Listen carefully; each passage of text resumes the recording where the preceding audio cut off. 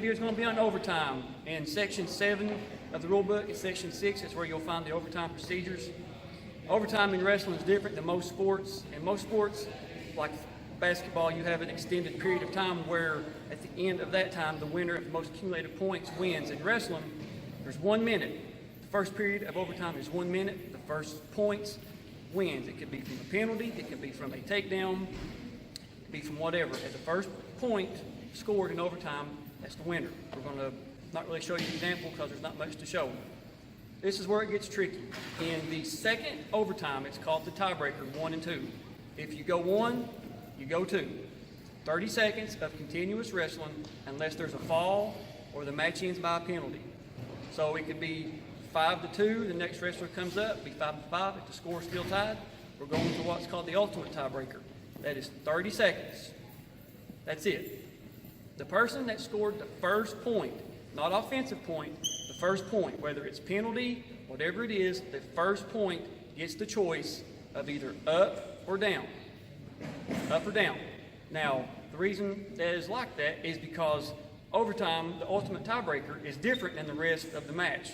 In the ultimate tiebreaker, if the bottom man can escape, he wins.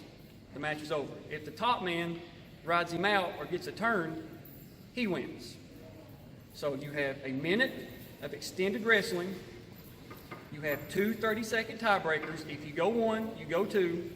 And the ultimate tiebreaker is 30 seconds. The first person that scores a point in the match gets the choice of top or bottom. We're going to show you some examples of the first and second tiebreaker and the ultimate tiebreaker so like you guys can see. And as always, subscribe to the channel. Share this. I know you guys are really enjoying this. The numbers on the video count is actually blowing my mind, so I appreciate you guys. And here we go. I'm smart, but I'm not this smart. There are 9 exceptions to the injury timeout rule. Now, 3 injury timeouts, if you guys have learned already, ends the match. 3, no matter when it is, ends the match. So, this is the fun part. This is where referees separates the good from the bad, the good from the great. Thank God for a rule book. Thank God for the KHSAA injury check sheet. Sudden victory, which is the 1 minute. If the second injury timeout is taken at the conclusion of the third period, the opponent shall have the choice of any starting position in sudden victory, so they can pick up, down, or neutral. So if the bottom man escapes, he wins. If the second injury timeout is taken during the sudden victory period, the opponent shall have the choice of top or bottom or neutral on the restart. So if the opponent gets injured on the second injury in the sudden victory, the opponent gets the choice of either up, down, or neutral. People don't know that. Now, what we're going to show you right here, the tiebreaker 1 and 2, if the second injury timeout is taken at the conclusion of the sudden victory, the opponent shall have the choice of either top or bottom at the start of both 30-second periods.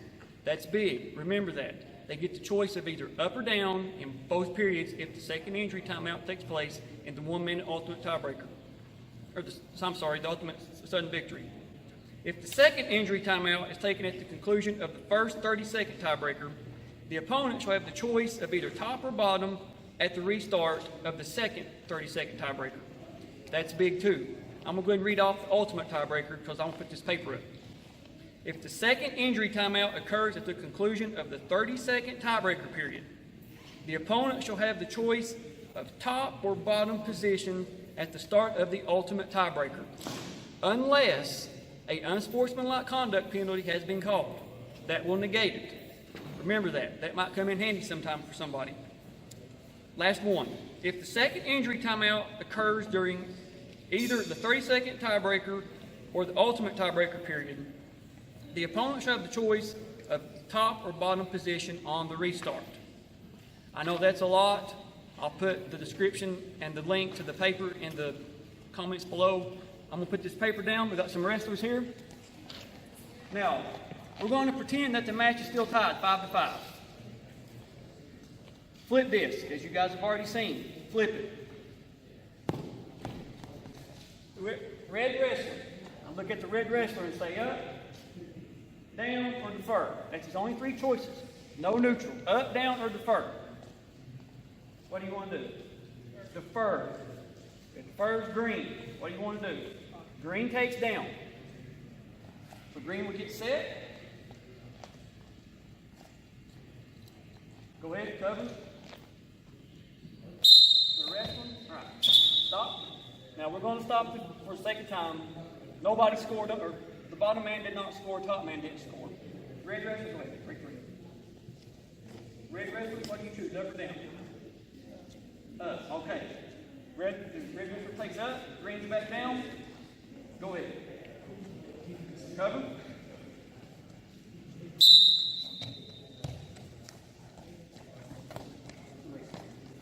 One, green. All right.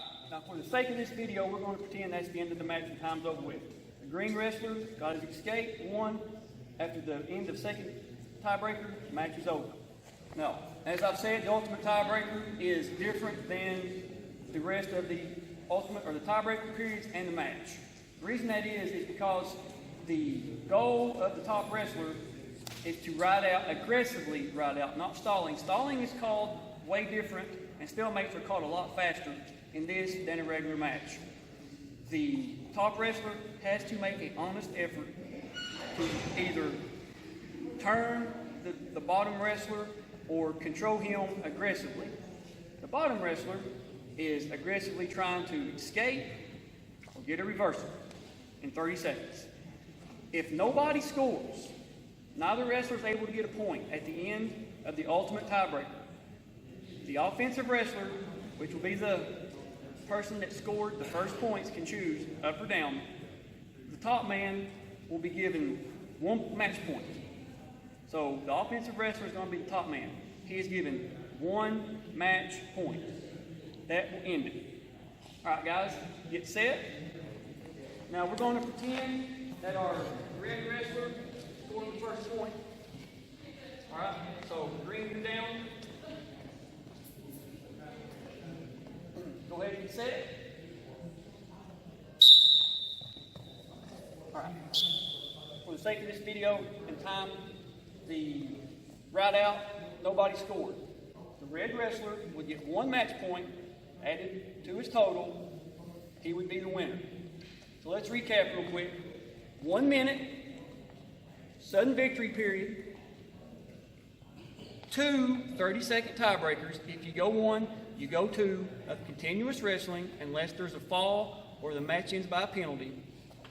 1 30-second ultimate tiebreaker, which is different than the rest of the match, meaning that the top wrestler has to control, the bottom wrestler has to escape or fall.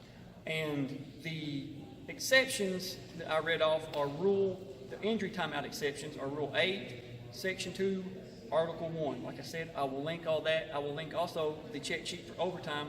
That way you guys can have it. There you have it, video number 7. See you on the mats.